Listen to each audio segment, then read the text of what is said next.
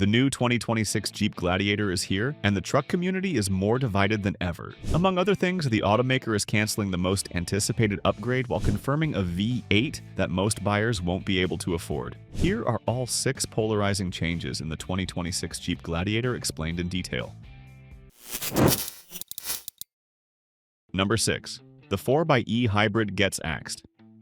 The cancellation of the Gladiator 4xe represents the most shocking reversal in a while. Originally announced by former CEO Antonio Filosa, the plug-in hybrid was supposed to be the most substantial upgrade the Gladiator had ever seen. Then Stellantis pulled the plug entirely. The 4xe was going to pack a 2-liter turbocharged Hurricane engine, working alongside electric motors, delivering 375 horsepower and 470 pound-feet of torque. That's a massive leap over the current V6's 285 horsepower and 260 pound-feet. The system was designed around a 215 horsepower electric motor, nearly double what other Stellantis hybrids use. Anyone who's tackled a steep, rocky trail knows the struggle of maintaining momentum without spinning tires. That's where the 4xe's electric torque would have changed everything. Up to 31 miles of pure electric range and the ability to hit 74.5 miles per hour on electricity alone would have made this both the most powerful and most efficient Gladiator ever. The instant torque delivers perfect control for rock crawling, while silent electric operation means exploring backcountry without disturbing wildlife. The debate centers on 2 opposing viewpoints. Traditional Jeep purists are celebrating, arguing the Gladiator should stay true to its roots.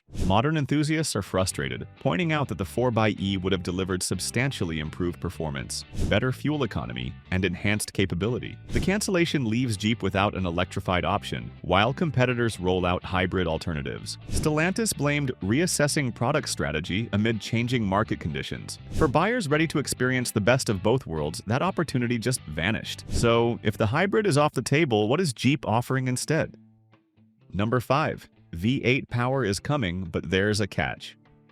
Jeep CEO Bob Broderdorf officially confirmed that the 6.4-liter Hemi V8 is coming to the Gladiator lineup. The 392 V8 will deliver 470 horsepower and 470 pound-feet of torque, 185 additional horsepower over the standard V6. Once it arrives, the Gladiator will be the only mid-size pickup offering a V8 option. Here's where controversy starts. Jeep confirmed the V8 is coming, but pricing will be aggressive. The Wrangler Rubicon 392 starts well into premium territory, and the Gladiator version will likely follow.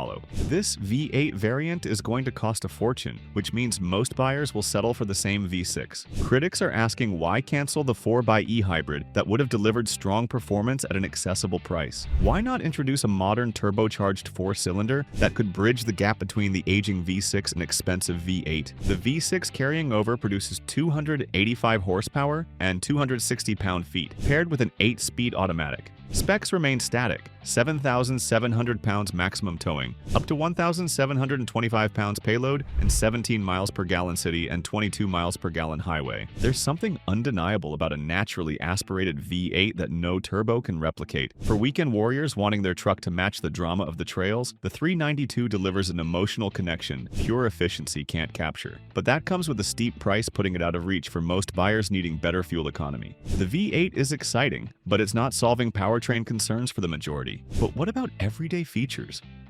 Number 4. Standard equipment gets minor upgrades. Jeep is adding some standard features, and the response has been lukewarm. The 8-speed automatic is now standard across all trim levels. Power locks and power windows are now standard on the base sport trim, addressing complaints about it feeling stripped down. The 12.3-inch touchscreen remains the largest in the segment and continues on higher trims. The Uconnect 5 system offers wireless Apple CarPlay and Android Auto, plus segment-exclusive integrated off-road trail guides. But many fans expected more substantial upgrades given how competitive the segment has become. The Toyota Tacoma and Ford Ranger have raised the bar. The Gladiator's updates feel incremental rather than transformational. Still, some updates are really nice. When you're navigating a narrow trail with rocks on both sides and a steep drop-off beyond your blind spot, having clear visibility of tire placement is essential. The TrailCam system solves that by giving you eyes on obstacles you cannot see from the driver's seat. Entry-level buyers benefit from the power convenience features, making the base trim more livable. However, buyers shopping higher trims were hoping for more innovation. The Gladiator is maintaining its position rather than advancing. Technology updates are one thing, but what about visual changes? Number 3. Exterior changes stay minimal.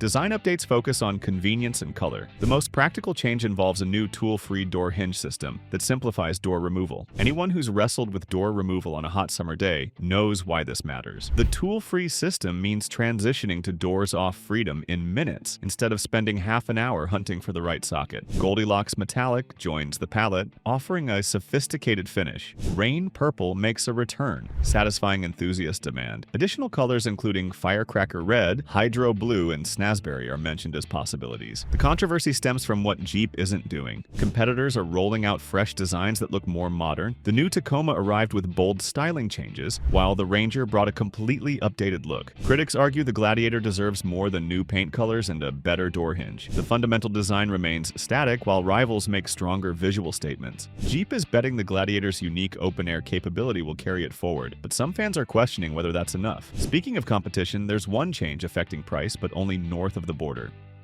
Number 2. Canadian pricing drops dramatically, US pricing stays put.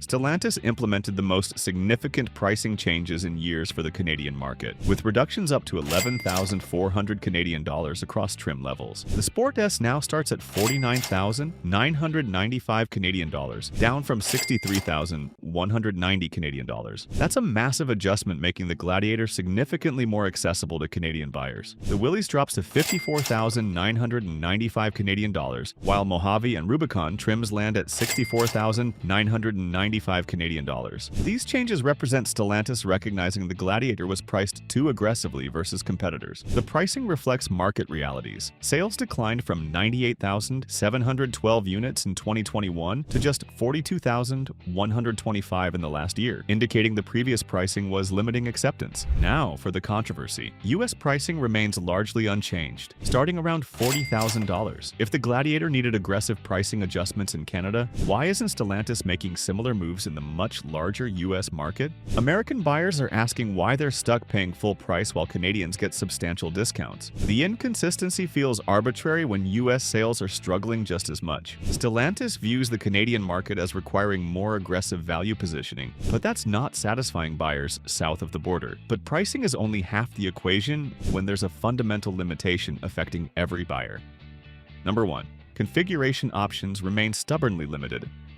The biggest debate centers on what Jeep refuses to change. Crew cab with short bed remains the only configuration, with limited practicality versus rivals offering multiple cab and bed combinations. Yes, there are trim levels, appearance packages, and removable roofs, but the configuration stays locked into a single format, prioritizing passenger comfort over cargo versatility. The 5-foot bed limits hauling capability, while the crew cab adds weight without providing flexibility. If you've tried loading 8-foot lumber into a 5-foot bed, you know the frustration of watching cargo stick out past the tailgate, requiring straps and red flags just to make a hardware store run legal. That's a problem solved by longer bed options competitors offer, but the Gladiator forces you to work around limitations. The Tacoma and Frontier provide smaller cab configurations with longer beds for buyers, prioritizing cargo space. The Ranger, Colorado, and Canyon come exclusively in crew cab short bed too, but the Gladiator's positioning as an off-road lifestyle truck makes the limited configuration feel more restrictive. Jeep has done nothing to increase configuration options despite years of customer feedback. A regular cab long bed would appeal to commercial buyers needing maximum cargo space. Critics argue the configuration limitation contradicts its positioning as a capable work truck. The short bed restricts hauling, and the crew cab adds unnecessary length for buyers not needing rear passenger space. The limited configuration forces buyers to compromise rather than getting what they need. Jeep is betting the Gladiator's unique open-air capability and serious off-road credentials overcome configuration limitations. Sales numbers suggest that assumption may be flawed. The declining sales trend indicates buyers want more versatility, not just a single configuration with different trim levels. The 2026 Gladiator represents missed opportunities wrapped in modest refinements. Stellantis canceled the 4xe hybrid that would have delivered performance and efficiency buyers need, confirmed a V8 most can't afford, made minimal updates to equipment and styling, slashed prices in Canada while leaving US buyers at full price, and refused to expand configurations despite customer feedback. The Gladiator's unique open-air capability and off-road credentials still set it apart, but Jeep is betting those strengths alone can overcome a static powertrain, limited practicality, and a competitive segment where rivals offer more modern solutions at better value. As mentioned, the competition is offering more configurations, which is why you must check out our video about all trim levels of the 2026 Toyota Tacoma explained in detail. If you think Tacoma's configurability is all about bed and cab sizes, wait to see trim levels and other features available in this midsize truck. Several off-road variants, including a factory-built Overlander, 3 powertrain options, and loads of tech features are just some of the things that make the Tacoma an absolute class leader.